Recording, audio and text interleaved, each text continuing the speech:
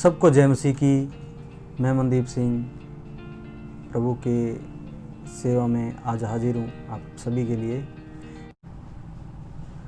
मेरे प्रियो, आज हम बात करेंगे नए अन्य जाति लोगों के लिए जो प्रभु ने बाइबल में लिखा कि किस प्रकार से प्रभु ने और लोगों के लिए बताया है कि विश्वासी लोगों को, जो लोग मसीह में नहीं हैं, उन लोगों के बारे में हम जानेंगे कि प्रभु ने उनके बारे में, उनके विषय में क्या लिखा है।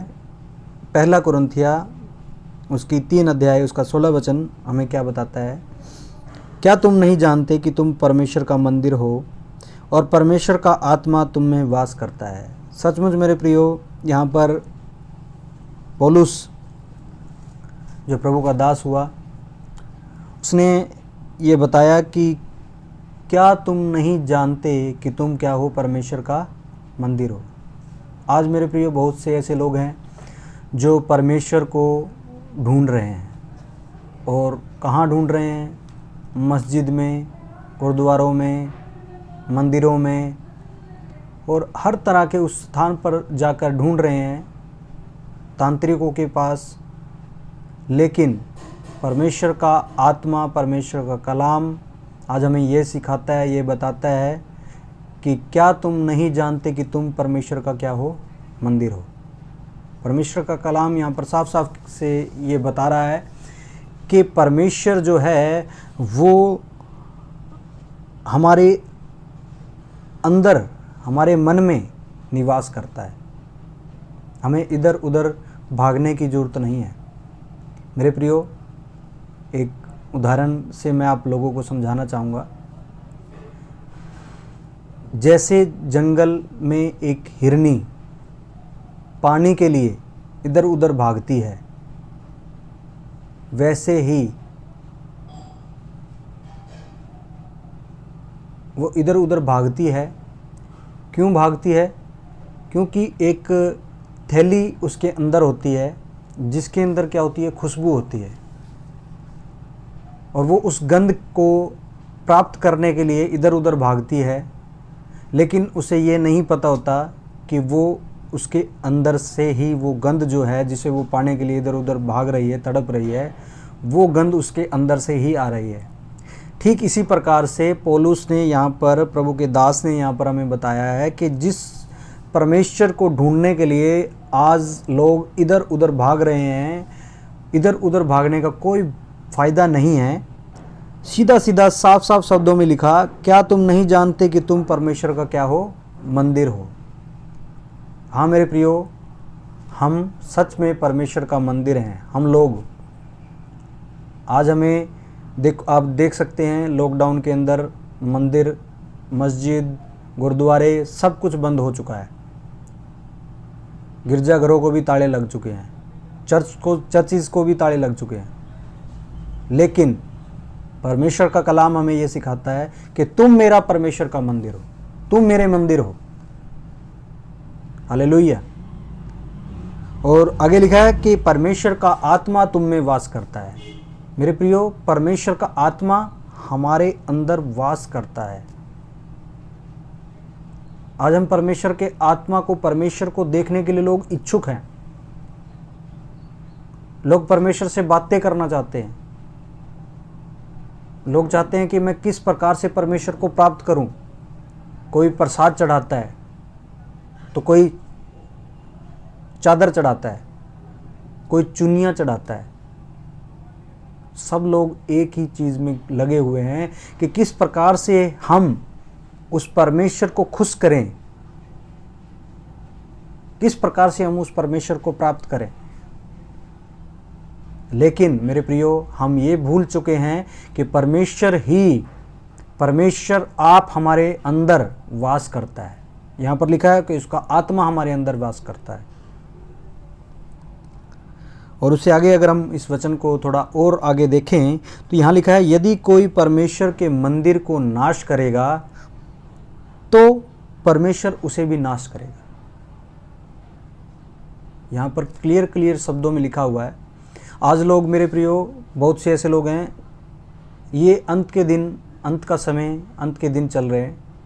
लेकिन अभी भी कुछ लोग ऐसे हैं जो अपने अपने शादियों में, विवाहों में और अपने अपने काम धंधों में व्यस्त हैं, जिनके पास उस परमेश्वर के लिए, अपने बनाने वाले के लिए कोई भी समय, कोई भी टाइम नहीं है।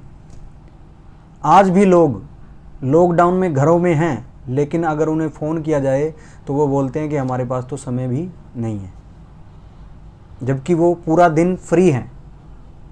यही काम वो परमेश्वर के साथ भी कर रहे हैं। जब परमेश्वर भी उनके द्वार के बाहर आकर खटखटाता है तो वो लोग परमेश्वर को भी ये बोलते हैं कि परमेश्वर हमारे पास तुम्हारे लिए समय नहीं है। हालेलुया। और वचन में यहाँ पर साफ साफ लिखा है, यदि कोई परमेश्वर के मंदिर को नाश करेगा तो मैं उसे भी नाश करूँगा। हालेलुया।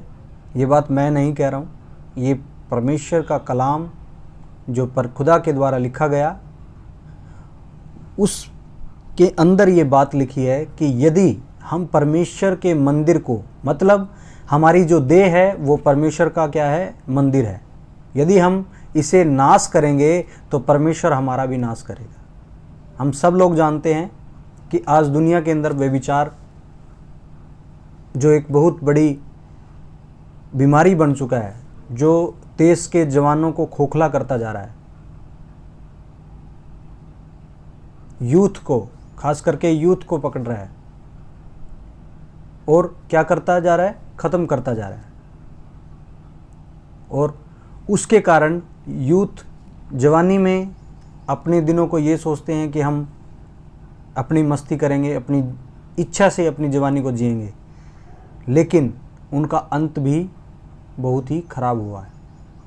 और यहीं पे ये बात यहीं पे इसलिए लिखी है कि यदि कोई परमेश्वर के मंदिर को नाश करता है तो परमेश्वर उसे भी नाश करेगा। ये मत सोचिए, कुछ लोग ऐसे भी हैं जो परमेश्वर के अंदर चलते हैं, बपतिस्मा लिया है, फिर भी पाप करते हैं, और वो ये सोचते हैं कि हम परमेश्वर के उस क्रोध से बच जाएंगे।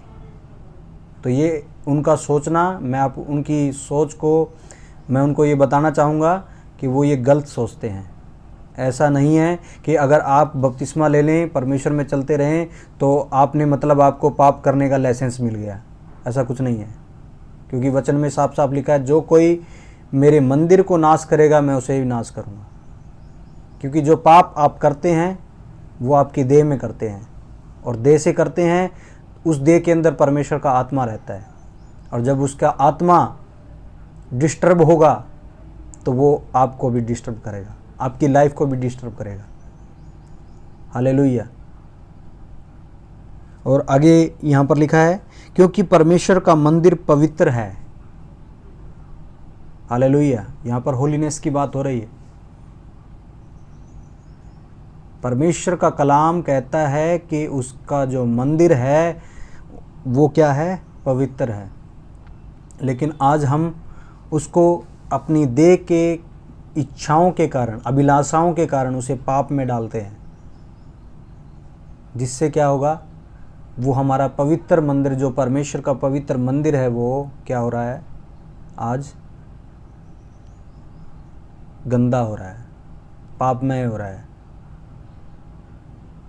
जिसके कारण परमेश्वर को क्रोध आता है। आपको याद होगा, अगर आप बाइबल के बारे में थोड़ा सा जानते हैं, तो एक जगह हम देखते हैं जब यीशु मसीह इस धरती पे थे, तो एक बार वो आराधनालय में गए और उन्होंने क्या देखा कि वहाँ पर कुछ व्यापारी लोगों ने आराधनालय में जाकर अपने अपने व्यापार को वहाँ पर करना शुरू किया, और धीरे धीरे वहाँ पर बहुत से व्यापारी आके बैठ गए और वहाँ पर गलत धंधे भी होने लगे। उस आराधनालय का माहौल बिगड़ गया। तो यीशु मसीह को क्रोध आया, और उन्होंने, आप सभी को मालूम होगा, और नहीं मालूम तो मैं बता देता हूँ कि वहाँ पर यीशु मसीह ने उस समय जितनी भी मेज़ थी उन्हें पलट दिया, और सभी को वहाँ सभी जितने भी लोग वहाँ पर थे, उपस्थित थे, जो उन्हें गंदा कर रहे थे आराधनालय को, उन सभी को वहाँ से मार पीट कर भगा दिया। हालेलुया। उन सभी को वहाँ से भगा दिया गया। क्यों भगाया? आप अगर आपके नज़रिए से हम सोचें तो आपका नज़रिया तो ये कहता है कि यीशु मसीह परमेश्वर कभी क्रोध करता ही नहीं। जबकि अगर पुराने नियम में भी हम देखें और नए नियम में भी देखें, यीशु मसीह ने प्यार किया। यीशु मसीह ने हमसे इतना प्यार किया कि उसने अपने आप को बलिदान कर दिया क्रूस पे, लेकिन वो पाप से समझौता नहीं करता कभी भी। वो एक बार आपको बचा सकता है, यदि उसके बाद भी आप बार बार उस पाप को करेंगे तो आप उस परमेश्वर को बार बार क्रूस पे चढ़ा रहे हैं। ये बात को ध्यान कीजिएगा। यहाँ पर परमेश्वर का कलाम कहता है कि वो उसका मंदिर पवित्र है। परमेश्वर का आराधनालय पवित्र था और उन्होंने वहाँ पर एक बात को बोला, यीशु मसीह ने जब उन्हें भगाया, वहाँ पर ये साफ साफ बोला गया कि तुमने मेरे परमेश्वर के घर को, खुदा के घर को, मेरे बाप के घर को डाकुओं की खो बना दिया है। तुम यहाँ पर चोरी करते हो, ठगी करते हो, लूट मार करते हो लोगों के साथ, और आज वही हमारी देह के साथ भी हो रहा है। आज हम भी जब व्यभिचार करते हैं, झूठ बोलते हैं, चुगली करते हैं, पाप करते हैं, तो परमेश्वर फिर क्रोधित होता है। यीशु मसीह को फिर गुस्सा आता है, कहता है कि मैंने इसे बचाया, फिर भी ये उस पाप के अंदर दोबारा जा रहा है। हालेलुया। आगे लिखा है, वह तुम हो। एक बार फिर से पढ़ता हूँ इस लाइन को, क्योंकि परमेश्वर का मंदिर पवित्र है और वो तुम हो। मेरे प्रियो, यहाँ पर साफ साफ बताया गया है कि परमेश्वर का मंदिर हम हैं। आज हमें इधर उधर भागने की ज़रूरत नहीं है। जितने भी लोग इस संदेश को सुन रहे हैं, मैं उन सभी को बोलना चाहूँगा कि आप आज इधर उधर भागना बंद करें, तांत्रिकों के पास जाना बंद करें, पंडितों के पास जाना बंद करें। जितने भी झूठे पास्टर्स हैं उनके पास भी जाना बंद करें। मेरी बात आपको कड़वी ज़रूर लगेगी, लेकिन आज मैं आपसे ये कहना चाहता हूँ कि परमेश्वर आपसे बात करेगा। हालेलुया। क्योंकि परमेश्वर का कलाम यहाँ पर बताता है कि उसका मंदिर पवित्र है और वो क्या हो? तुम हो। आज जितने भी लोग, चाहे वो पंडित हैं, चाहे वो मुस्लिम हैं, चाहे वो कोई भी किसी भी कैटेगरी के हैं, सभी लोग अपनी अपनी जेबों को भरने में लगे हुए हैं। उन्हें परमेश्वर से कोई मतलब नहीं है। लेकिन मेरे प्रियो, यदि आप परमेश्वर को पाना चाहते हैं तो आप अपने आप को पवित्र करें और उसके साथ प्रार्थना में बैठें, समय बिताएं उसके साथ, तो वो आपको उस स्थान पर पहुंचाएगा जहां पर आप पहुंचना चाहते हैं। जहां तक अभी तक आप पहुंचना चाहते थे, पहुंच नहीं पाए, लेकिन वो अब आपको पहुंचाएगा जब आप इन कामों को करेंगे। इसी के साथ मैं आप सभी से विदा लूँगा। मिलते हैं अगली नेक्स्ट वीडियो में कुछ और वचनों के साथ। आशा करता हूँ कि आप सभी को ये प्रभु का वचन समझ में आया होगा, और जिन लोगों को समझ में नहीं आया वो भी इसे दोबारा फिर से रिपीट करके चला कर देख सकते हैं और समझ सकते हैं। और अगर फिर भी समझ में ना आए तो आप हमसे कांटेक्ट भी कर सकते हैं। सबको जय मसीह।